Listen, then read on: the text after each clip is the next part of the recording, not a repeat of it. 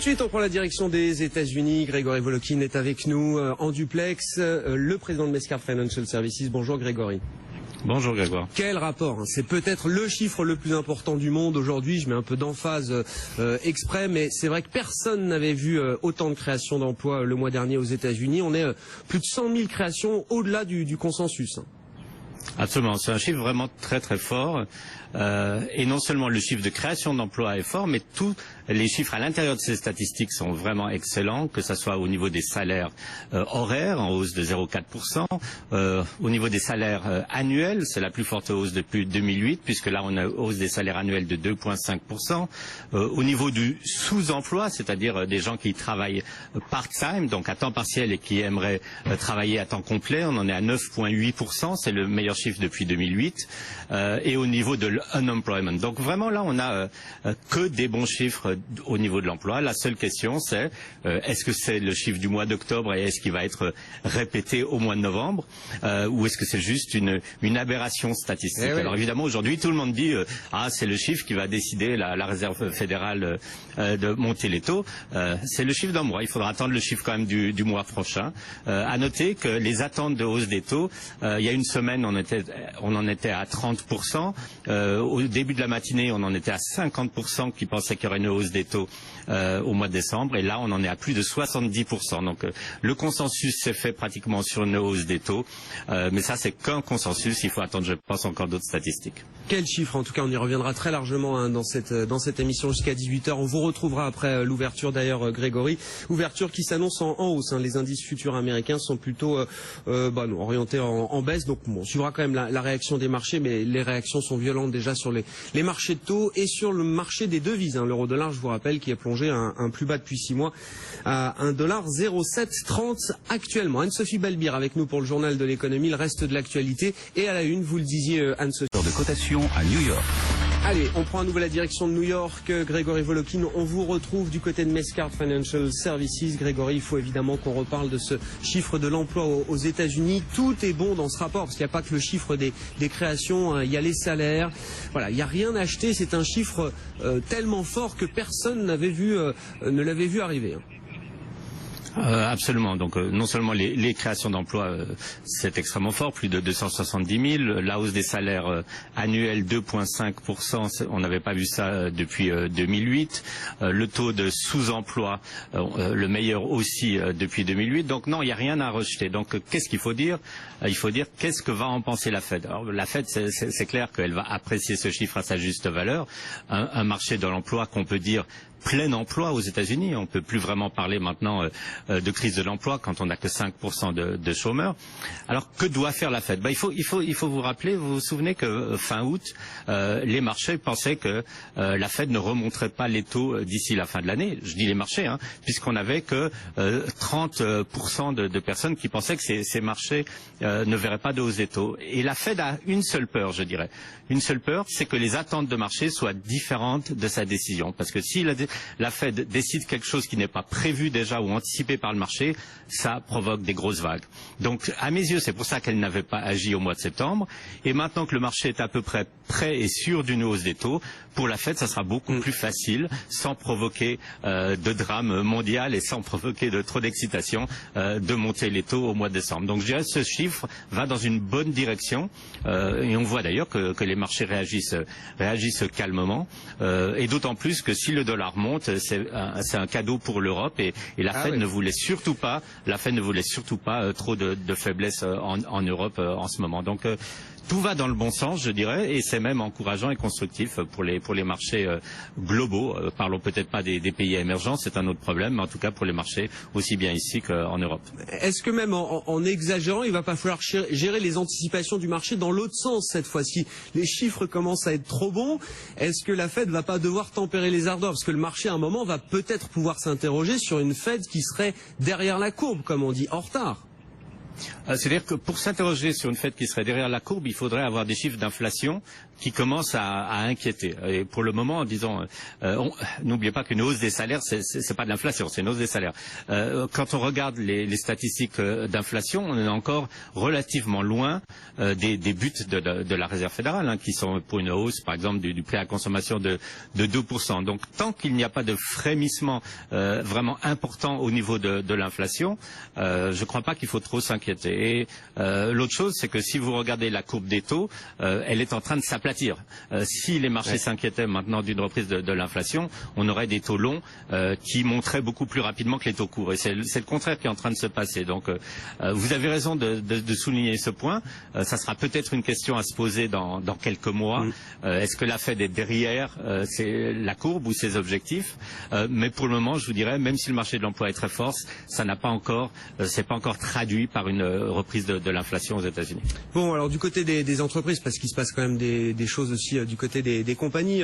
Grégory, on a un deal, Alibaba là qui rachète pour plus de 3,5 milliards de dollars un autre groupe chinois, hein, c'est ça, qui s'appelle Youku Tudou. Oui, le nom est amusant, Youku Tudou, mais je ne sais pas s'ils sont tout doux, parce qu'en fait, qu'est-ce qu'ils essayent d'être? Ils essayent d'être le YouTube chinois. C'est une compagnie qui est établie ici aux États-Unis, qui a racheté beaucoup d'activités dans le cinéma. Ils veulent diffuser sur leur réseau des films originaux. Et pour Alibaba, pour Jack Ma, c'est une façon d'augmenter évidemment leur pénétration du marché. Ils ont une énorme pénétration du marché chinois au niveau de tout ce qui est commerce online, mais ils n'ont pas encore vraiment une présence vidéo. Donc là, ils achètent vraiment les moyens de devenir un gros compétiteur, je dirais, pour une compagnie telle que par exemple Tencent. Et c'est certain que l'objectif de Jack Ma, c'est de monétiser cette présence vidéo et d'augmenter comme ça les revenus d'Alibaba. Bon, alors dans les autres entreprises qui bougent, alors là il y a Kraft Heinz, donc on rappelle, hein, dans l'univers Berkshire Hathaway, qui recule de 3-4% là sur sa publication. Ça se passe mal chez Kraft Heinz, Grégory? C'est pas que ça se passe mal, mais on comprend vraiment pourquoi ces deux compagnies ont fusionné, Kraft et Heinz. C'est parce qu'en fait, il n'y a plus du tout de croissance organique dans ce genre de business. Hein.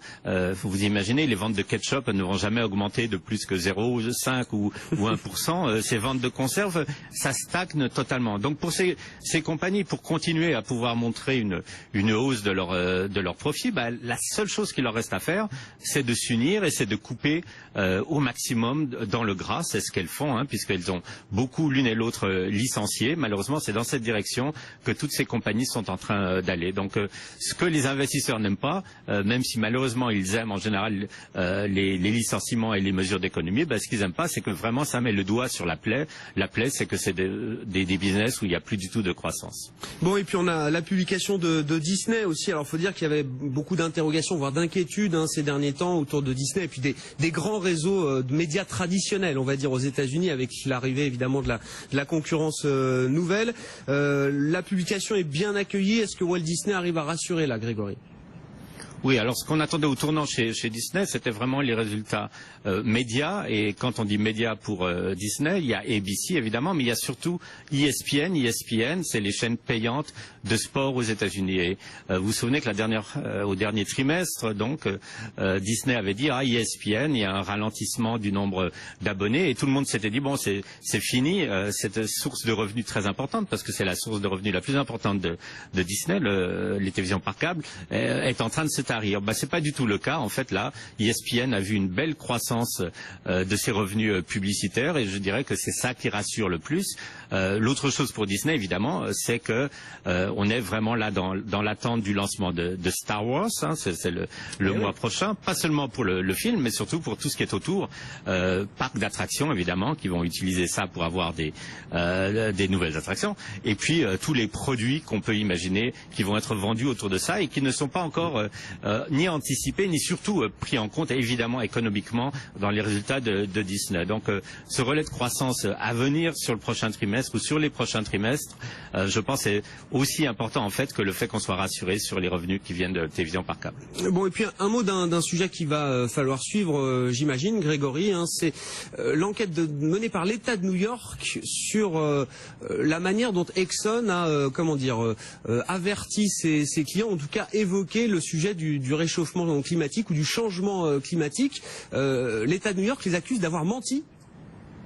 Oui, exactement. Il y a une enquête de l'Attorney General, donc c'est un niveau très très élevé, en disant mais vous Exxon, ça fait des années, même 40 ans, il parle de 40 ans, que chaque fois qu'il y a des enquêtes sur le réchauffement climatique, ou bien vous essayez de les contredire, ou bien vous essayez de les influencer pour ne pas inquiéter vos actionnaires. Exxon dit, mais écoutez, c'est pas du tout le cas. Deuxièmement, n'oubliez pas que nous sommes producteurs de pétrole, c'est vrai, mais aussi très important producteur de gaz naturel, et le gaz naturel est une énergie propre.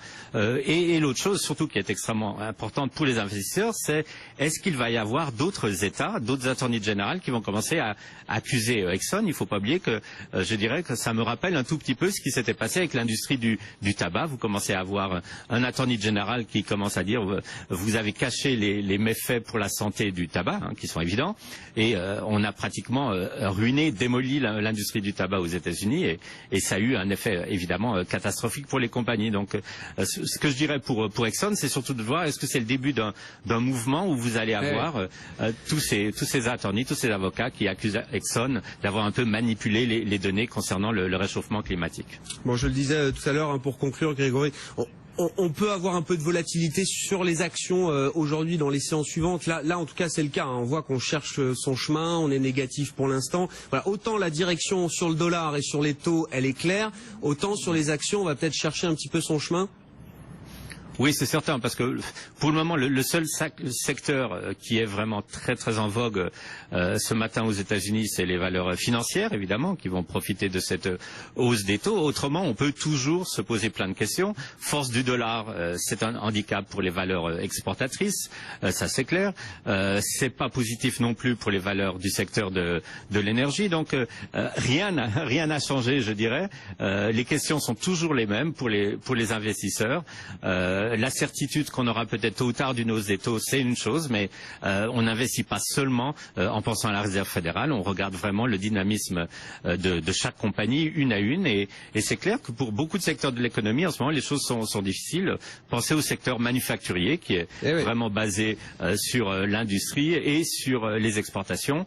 Là, on n'est pas vraiment à des niveaux de croissance importants, donc je dirais, tout n'est pas dans les taux, il y a quand même beaucoup d'autres choses qu'il faut analyser, et c'est ce que essaye de faire le marché en ce moment, et c'est pour ça que le marché en fait se cherche, il n'arrive pas à trouver de secteur leader, chez vous comme chez nous, c'est un peu la même chose, on est dans beaucoup de doutes par rapport à ce qui va se passer l'année prochaine.